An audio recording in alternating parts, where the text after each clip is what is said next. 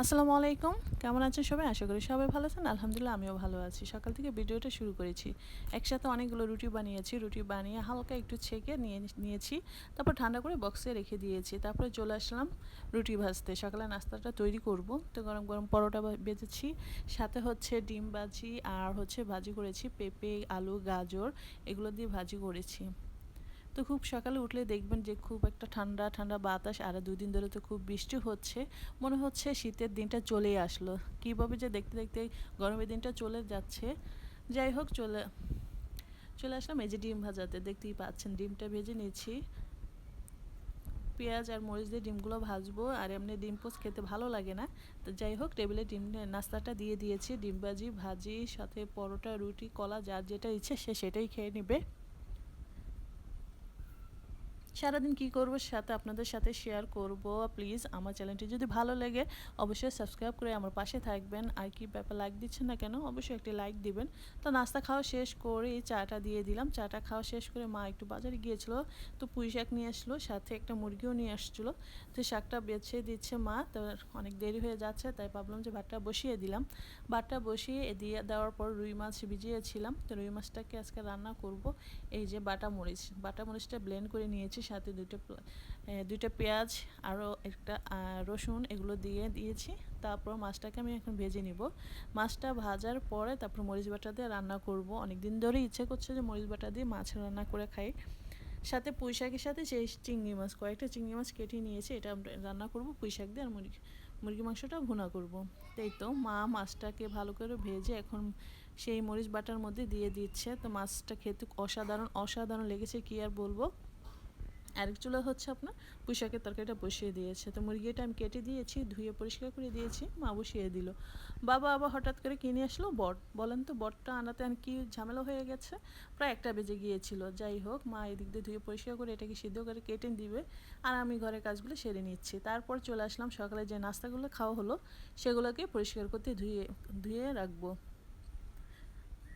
যদি আমার ভিডিওটি ভালো লাগে অবশ্যই লাইক, কমেন্ট, শেয়ার করবেন। আর প্লিজ সাবস্ক্রাইব করে আমার পাশে থাকবেন। আর যদি আমার ভিডিওটি আপনাদের কাছে আগে দেখতে চান তাহলে অবশ্যই পাশে থাকে বেল আইকনটি বাজিয়ে দিবেন। তারপর প্রায় দুটো বেজে গেছে। তো ঘরগুলো ঝাড়ু দিয়ে নিচ্ছি। ঝাড়ু দিয়ে অনেকদিন হচ্ছে ঘরটা মোছা হয় না। তারপরে ঝাড়ু দেওয়ার পরে মুছে নিব। তারপর আবার বাকি কাজগুলো করে নিব।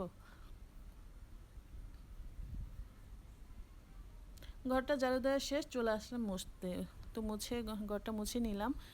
যেহেতু বাহিরে বৃষ্টি হচ্ছে, একটু কাদা কাদা, আর বাহিরে ঘরের মধ্যে একটু বালু বালু, তো ভাবলাম যে ঝাড়ুর সাথে মুছেও ফেলি ঘরটা।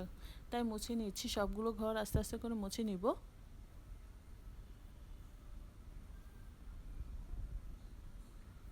যেহেতু বাচ্চারা আছে, বাচ্চারা অনেক নোংরা করে, তো ওদেরকে বলেছি যে ঘর মুছতেছি, এখন আর পারাবা না, আর ময়লা করবা না। বাচ্চারা কি শুনে বলেন? কি আর করে, বাচ্চাদেরকে মারতে পারি না। ওরা করবে এই কাজগুলো, ওইগুলো এই ওলটপালট করে নিবে। তারপরে ঘর মোছা শেষ করে চলে আসলাম একটু বারিন্দাতে দাঁড়িয়েছিলাম অনেকক্ষণ। থাকার পরে দেখলাম যে আমার সেই গাছটা একটু বড় হয়েছে, এই যে দেখতে পাচ্ছেন।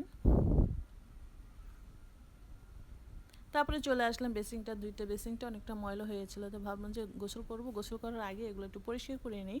তো বেসিংটাকে ভালো করে একটু পরিষ্কার করে নিচ্ছি। সব কিছু একটু পরিষ্কার করে রাখলে দেখবেন নিজের কাছেও মনটা খুব ভালো লাগে। পরিষ্কার জিনিসটা দেখতেও ভালো লাগে, আর দেখতেও সুন্দর লাগে।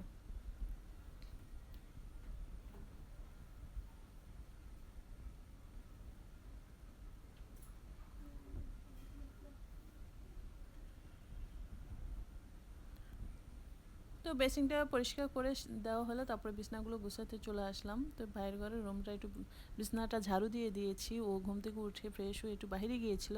তো এই ফাঁকে আমি ভাবলাম যে বিছনাগুলো একটু গুছিয়ে ঝাড়ু টাড়ু দিয়ে নিই সুন্দর করে। আমাদের দুটো ছেলে, ও অনেক দুষ্টুমি করে, তো ওরা বিছনাগুলো সব ওলটপালট করে রাখে। তারপরে চলে আসলাম টেবিলে খাবার দিতে। তো যে তরকারিগুলো হয়েছিল সেগুলো টেবিলেতে রেখে দিয়েছিলাম। তারপর বাকিগুলো আবার রান্না শেষ করে রাখবো। তারপরে বিকেলের দিকে চলে আসলাম একটু বারিন্দাতে বসতে। তো বারিন্দাতে বসে থাকতে দেখলাম আকাশটা প্রায় অন্ধকার, প্রায় মাগরিবের আজান দিয়ে দিবে। তো মাগরিবের আজান দেওয়াতে চা নাস্তা রেডি করার জন্য চলে আসলাম। এই তো বিকালে নাস্তার সাথে তো চা থাকবে, চা ছাড়া তো চলবেই না। চাটা আগেই বসিয়ে দিলাম, নাস্তাটা তৈরি করলাম। আজকে কেক, নাড়ু, সাথে হচ্ছে মালটা এই তো চা বলক চলে আসলো, তো এটাকে আমি ছেঁকে আরেকটু জাল করে নিচ্ছি।